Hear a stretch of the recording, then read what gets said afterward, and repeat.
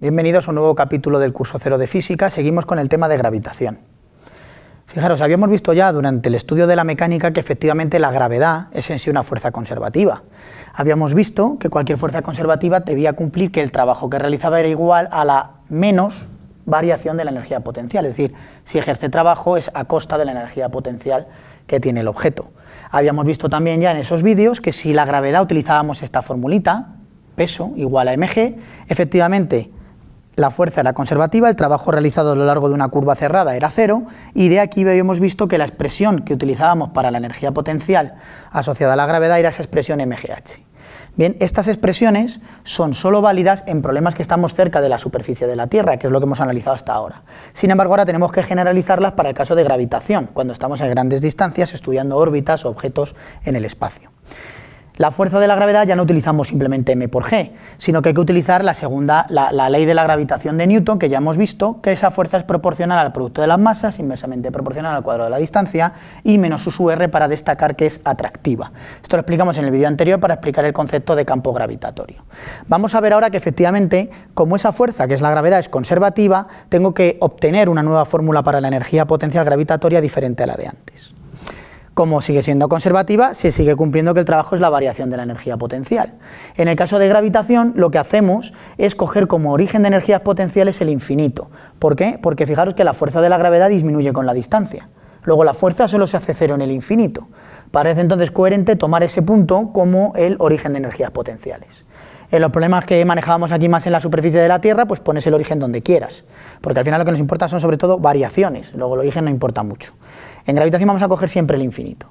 Vamos a calcular entonces ahora cuál es el trabajo que ejerce la gravedad para ir desde un punto hasta el infinito. Eso sería la energía potencial en ese punto menos la del infinito, que es cero. Obtengo por tanto cuánto vale la fórmula de la energía potencial. Sería simplemente calcular este trabajo, que es la integral de la fuerza de la gravedad diferencial de R. Este menos procede de aquí, es ese mismo menos. Pongo ahora cuál es la fuerza de la gravedad, que es esta expresión de aquí. Fijaros que este menos me cancelaría este, y ahora tengo que integrar esta expresión, que es la integral de 1 partido por r al cuadrado. La integral de 1 sobre r cuadrado, ojo, es menos 1 partido por r. Hacer despacito la derivada de menos 1 partido por r, y veréis que efectivamente se te va ese menos. Luego la integral de esto es menos 1 partido por r, de ahí que aparezca otra vez el menos. Todo esto son constantes, gmm y el partido por r aquí abajo. Luego encontramos una nueva expresión para la energía potencial gravitatoria, que es esta expresión de aquí, y es la que tenemos que utilizar y no mgh cuando estemos en problemas de gravitación. Fijaros que la energía potencial, por tanto, es siempre una cantidad negativa, siempre la energía potencial es una cantidad negativa. Y a medida que la distancia aumenta, esto se hace cada vez más pequeño, de tal manera que su gráfica sería algo así: la energía potencial siempre negativa, siempre por debajo de cero, y a medida que aumenta la distancia, esa energía potencial se acerca cada vez más a cero. En el infinito sería cero, tal y como habíamos impuesto. Bueno, estas entonces son las fórmulas que hay que utilizar. Os puede resultar bastante llamativo el hecho de que una energía pueda ser negativa. Eso se debe esencialmente a donde hemos cogido nuestro origen de potenciales, en el infinito, y en el fondo se debe también a la conservación de la energía. Si la energía cinética aumenta y yo quiero que toda la energía se conserve, pues la energía potencial tiene que disminuir, que es de donde en el fondo venía este menos de aquí. Os dejo en el material adicional un vídeo donde también se discute un poco más este aspecto de la energía gravitatoria negativa, por si queréis profundizar un poquito más. Ahora la cuestión interesante que os quiero mostrar es que la fórmula general que acabamos de obtener para la energía potencial efectivamente se reduce a la que hemos utilizado hasta ahora en problemas normalitos cuando estamos cerca de la superficie de la Tierra. Para ello, fijaros, utilizo la fórmula general y voy a calcular cuál es la diferencia de energía potencial entre dos puntos cerca de la superficie de la Tierra. En un caso, a una cierta altura h sobre la superficie de la Tierra, y en otro caso directamente sobre la superficie. ¿Cuánto vale la diferencia de energía potencial entre esos dos puntos? Aplico la fórmula general, menos gmm partido por distancia al cuadrado, menos la otra, menos gmm partido distancia al cuadrado. En un caso sobre la superficie de la Tierra, en el otro sobre la superficie más una cierta altura. Fijaros que no se me olvida nunca poner los dos menos, la energía potencial siempre lleva el menos. Hago aquí una operación aritmética sencilla, me queda esta expresión de aquí, y fijaros, aquí lo que voy a hacer es una aproximación. Si realmente estoy a una altura h que es pequeñita comparada con el radio de la Tierra, estoy por tanto cerca de la superficie, este producto es mucho más pequeño que el radio de la Tierra al cuadrado, porque h es pequeñita comparada con el radio de la Tierra. Entonces prácticamente este término lo puedo despreciar, quedarme solo con eso, y sustituyendo en esa expresión cuánto vale la gravedad en la superficie, que es esta expresión gm entre el radio de la Tierra al cuadrado, estos son los 9,8, sustituyéndolo aquí, encontraría que la diferencia de energía potencial entre dos puntos cerca de la superficie es la expresión que conocíamos, mgh, donde esa g, ojo, es la que ahora llamo g sub 0, 9,8 metros segundo al cuadrado, no la g en general, que es la gravedad en cualquier punto del espacio. Luego, con esto lo que podéis ver es que la fórmula más general se reduce a la particular que hemos manejado hasta ahora y que es una buena aproximación normalmente. ¿Hasta qué punto es buena aproximación? Bueno, siempre y cuando esta altura sea menor de 30 kilómetros, esto efectivamente es completamente despreciable frente a esto. Es decir, en los problemas de nuestra vida cotidiana es una buena aproximación como hasta ahora utilizar esa expresión. En gravitación, sin embargo, ojo, nunca utilicéis que la energía potencial es mgh siempre que tenéis que utilizar la expresión general. Si utilizáis mgh, siempre está mal el problema. ¿Vale? Otro aviso también que os quiero hacer es qué significa realmente esta R que aparece en todas estas fórmulas, aunque ya la he trabajado. ¿Qué es la R en gravitación que aparece en todas las expresiones? Energía potencial, fuerza o la gravedad, el campo gravitatorio. Esa R siempre está tomando como origen el centro del planeta que crea el campo gravitatorio, la Tierra, el Sol o lo que fuere. De tal manera que R es la distancia desde el centro hasta donde está el otro objeto que orbita alrededor de él.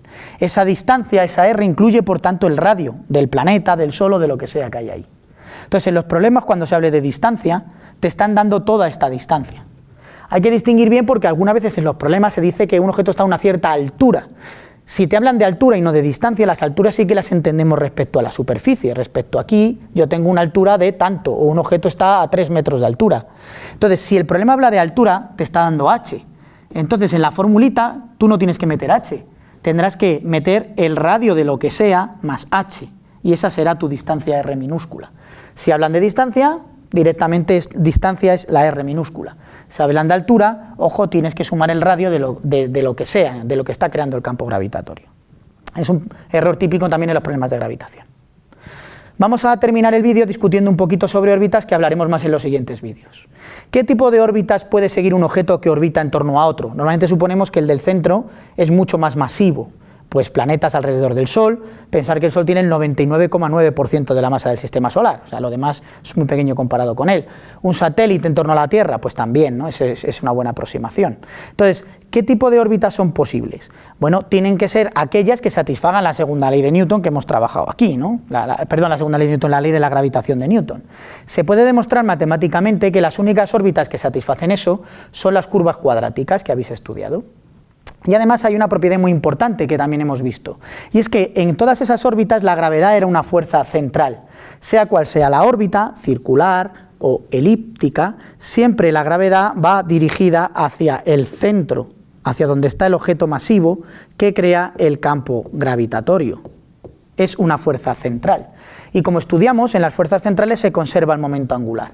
Claro, si se conserva el vector momento angular, ya discutimos que el movimiento tiene que ser siempre en un plano. Luego, las órbitas de todos los planetas alrededor del Sol o de los satélites alrededor de la Tierra son siempre en un plano, como veis aquí. No pueden de repente subir o bajar, siempre se tiene el movimiento en el mismo plano. Y como os decía, las órbitas siempre son curvas cuadráticas. ¿De qué depende exactamente qué tipo de curva es? Esencialmente depende, o únicamente depende de la energía que tiene el objeto. Fijaros, aquí lo que hay es una especie de competición entre la energía cinética, que es siempre positiva, un medio de mv al cuadrado siempre es positivo, y la energía potencial gravitatoria, que hemos dicho que siempre es negativa. Entonces, dependiendo de quién gana, tenemos un tipo de órbita u otro. Si la energía es positiva o cero, es decir, hay suficiente energía cinética positiva como para compensar toda la atracción gravitatoria que viene representada por la energía potencial, entonces el objeto no estará atrapado, tiene suficiente velocidad para escapar. Tenemos dos situaciones posibles, que justamente la energía cinética y la potencial sean iguales. Esta la pongo en módulo, en valor absoluto, una negativa y otra positiva. En ese caso la energía total será cero, porque es la suma de esas dos cosas. En esa situación se puede demostrar que la órbita será una parábola, y la velocidad que tiene el objeto se llama que es la velocidad de escape, porque es justo la velocidad mínima necesaria para que su energía cinética iguale a la atracción de la gravedad y pueda escapar. Si tiene aún más velocidad, entonces resulta que tiene más energía cinética que gravitatoria, y entonces con más motivo escapa. Se puede demostrar que tendría una órbita hiperbólica, y ese objeto escaparía, igual que en este caso, pero aquí con más velocidad. ¿Qué ocurre, sin embargo, si el objeto no tiene suficiente velocidad para escapar ni más todavía? Bueno, si tiene menos velocidad que esa velocidad de escape, lo que va a ocurrir es que la energía cinética siempre va a ser más pequeña que la energía potencial en valor absoluto. Su energía total va a ser necesariamente negativa y está atrapado. En esa situación hay dos posibilidades: que tenga un movimiento elíptico, que será lo más general, o que eventualmente tenga un movimiento circular, que viene caracterizado por una velocidad concreta, que calcularemos el próximo día. Luego entonces tenemos diferentes órbitas. Si un objeto está aquí orbitando en torno a otro mucho más pesado, hemos dicho 4 posibilidades. Si tiene mucha velocidad, órbita hiperbólica y escapará, mucha energía cinética. Si tiene justo la velocidad necesaria para escapar, pero justo para que su energía sea cero, parábola, velocidad de escape. Si su velocidad es menor, tenemos órbitas circulares o elípticas, como veis aquí en la transparencia. Si la velocidad es una concreta, tenemos circular. Si la velocidad es menor que esa, tenemos este tipo de elipse. Si la velocidad es mayor que la de la circular, pero no llega a ser escape, tenemos otro tipo de elipse, que es esta de aquí. En el próximo vídeo analizaremos estos diferentes tipos de órbitas y daremos algunos detalles más sobre esto. Por último, os dejo en el material adicional una serie de applets donde podéis jugar con diferentes tipos de órbitas, y realmente son simulaciones muy buenas para entender cómo giran los objetos unos alrededor de otros. Puedes cambiar la dirección de la velocidad, su módulo, las masas de los objetos, las distancias, e ir jugando a cómo orbitan unos en torno a otros, incluso con sistemas triples o con 2 estrellas y un objeto, etc. Bastante entretenido, lo dejo dentro del material adicional. Nos vemos en el siguiente vídeo.